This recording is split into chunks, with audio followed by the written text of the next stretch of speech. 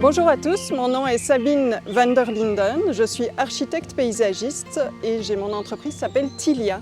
J'ai conçu le parc que nous allons visiter aujourd'hui. Donc je vous invite à me suivre dans une visite de ce jardin des oiseaux au cœur du village de Bromont. Tout d'abord, on va aller regarder les espaces pour les enfants parce que si on voulait attirer les oiseaux, on veut aussi que les enfants viennent les observer. Alors ici, on a ce qu'on appelle un arbre refuge. Les adultes peuvent à peine passer, mais les enfants, en se faufilant, peuvent y construire notamment des cabanes. Ensuite, nous allons découvrir ce que nous appelons le rond de rassemblement. Ici, pas de siège traditionnel, pas de banc pour les adultes, juste des sièges faits de ronds d'arbres pour les enfants. Alors, le rond central est une zone de repos, un peu plus pour les adultes, mais aussi une zone d'observation, parce que les bancs ont été situés, localisés pour qu'on puisse voir l'ensemble en fait des plantes, mais aussi les petits tipis qui ont été construits par les enfants du village. Alors, la pergola a été construite bien sûr à l'usage des humains pour se protéger un petit peu du soleil, mais aussi et principalement pour faire pousser des clématites. Bonjour, Isabelle Valois, directrice du service des loisirs, des sports, de la culture et de la vie communautaire. Donc, le Parc du Jardin des oiseaux est un projet qui a été réalisé en étroite collaboration par le Service des travaux publics et le Service des loisirs. L'implication du service dans le projet du parc ornithologique a touché notre département de la voirie et le département de l'horticulture. Le mandat était de vraiment venir préparer le site à partir du déboisement, de l'émondage, jusqu'à la construction des sentiers, la préparation des lits de plantation et la plantation des arbustes du parc. Et au niveau de l'équipe des loisirs, ils ont fabriqué l'observatoire, la pergola, les nichoirs. Ils sont aussi venus installer tout ce qui est mobilier urbain et les panneaux d'interprétation. Et cet été, on a vu les jeunes du camp de jour venir fabriquer les petites huttes que vous voyez un petit peu partout dans le parc, qui va servir entre autres à venir protéger les oiseaux contre les prédateurs, entre autres. Et puis, j'aimerais remercier Coralie et Jessica qui ont coordonné le projet avec les jeunes du camp de jour. Et moi, je suis vraiment très, très fière de ce projet-là parce que David et moi, on a vraiment misé sur les forces et les compétences de chacun de nos équipes. Puis ça a fait un très, très beau résultat, comme vous pouvez le constater aujourd'hui. Donc, on vous souhaite la bienvenue et venez découvrir ce beau parc avec vos enfants, les parents et les grands-parents.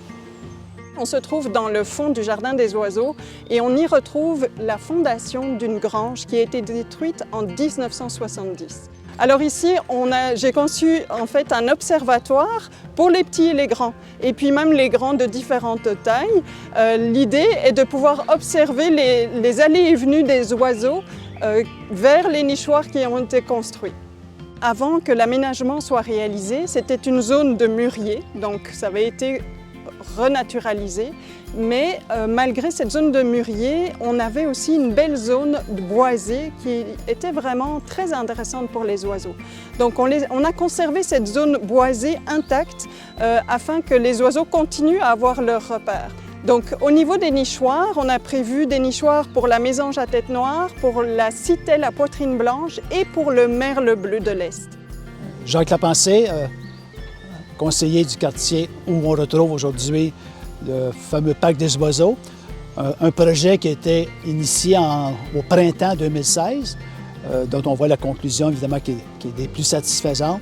Ce projet-là, à l'origine, venait de M. Mark Clerk. Mark Clerk qui était un résident de la résidence qui est juste à côté, qui, accompagné de son fidèle compagnon Luc Jobin, a présenté à l'ancienne conseillère, qui est mon amie Marie-Ève Lagacé, le projet d'un parc des oiseaux. Lui-même, c'était un amateur de la nature et surtout un photographe d'oiseaux. Donc, ce projet-là a cheminé par l'entremise de Marie-Ève Lagacé jusqu'au bureau d'Isabelle Valois, qui est notre directrice des loisirs et de la vie communautaire. Et à partir de là, le projet comme tel, dans son entité, a été présenté au budget de 2018 pour une réalisation en 2019. Donc, dans ce dossier-là, ce qui est important de retenir, c'est que peu importe l'âge qu'on a, peu importe l'handicap qu'on peut avoir, c'est important de continuer à avoir des projets. C'est un projet multigénérationnel où ce qu'on espère que autant les personnes âgées que les jeunes du quartier puissent en profiter le plus longtemps possible. Le Jardin des oiseaux contient 3 panneaux d'information qui en fait donnent voix au jardin lui-même. Donc le Jardin des oiseaux raconte aux enfants tout ce que contient son terrain et aussi tous les oiseaux qu'on est susceptible d'observer.